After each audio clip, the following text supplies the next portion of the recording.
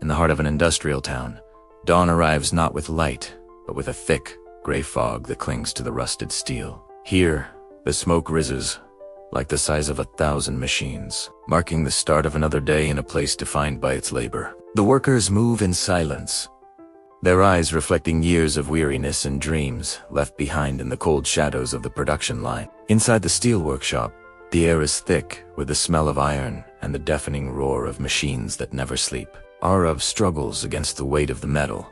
Every strike feels heavy, his strength failing him in a world that demands perfection. His supervisor's voice cuts through the noise, sharp and cold, making Arav feel small, invisible, and lost in the gears of the factory. But in a quiet corner, away from the screaming drills, there's a rhythm that speaks of a different kind of strength. Arav finds himself drawn to the old man, watching the way he moves with a precision that feels like magic. The old blacksmith pauses, his weathered face turning toward the young worker, sensing a spark of something buried deep within him. He reaches for a dull, cold piece of steel and places it into the heart of the blazing fire, where the transformation begins.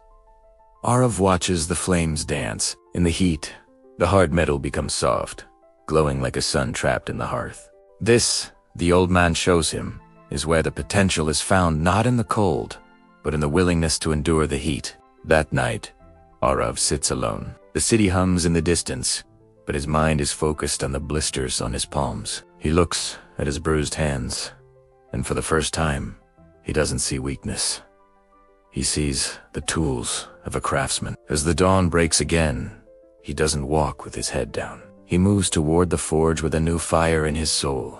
Day after day, he practices. The hammer becomes an extension of his arm, the sweat a testament to his dedication. His movements grow fluid. The steel begins to listen to him, yielding to the rhythm of a man who has found his purpose. The frustration that once weighed him down has been forged into confidence. He is no longer just a worker. He is a blacksmith. But the town is changing. Tension rises as managers argue over falling numbers, and the word shutdown echoes through the halls. Fear spreads like a shadow. Workers look at the ground, waiting for the end of the only life they've ever known. Arav steps forward, a blueprint in his hand. Behind him, the old blacksmith nods, a silent anchor in a sea of doubt. He leads them in a new direction. The old machines are refined, and the workshop finds a new heartbeat, faster and stronger than before. Quality emerges from the chaos. The steel that comes off the line is no longer just metal, it is a work of art. The atmosphere shifts from despair to collective pride. They aren't just surviving. They are building something that will last. Years later, the factory stands tall, a beacon of modern industry, and the legacy of a young man who refused to break. Arav, now older, stands at the forge once more. He places the hammer into the hands of a new generation, teaching the value of the strike. For true strength is never found in the metal itself, but in the heart of the one who dares to forge it.